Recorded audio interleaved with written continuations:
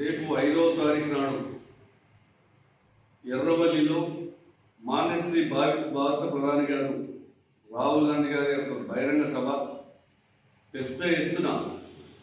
నిర్వహించాలని కాంగ్రెస్ పార్టీ రాష్ట్ర అధ్యక్షులు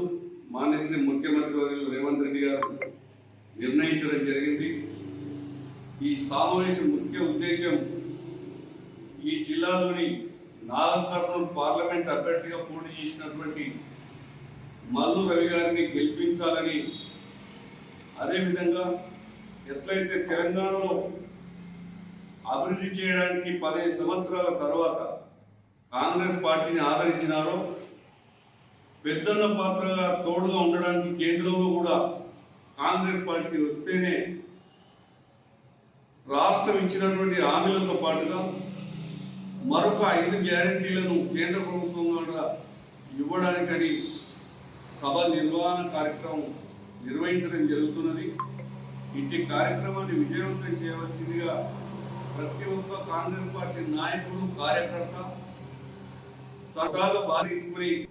ఈ యొక్క సభను చేయాల్సినటువంటి అవసరం. దేశవ్యాప్తంగా చేసే పాదయాత్రలో వచ్చినటువంటి వినతులను సమస్యలను తీర్చాలన్నా కూడా ఇక్కడ ఉండేటువంటి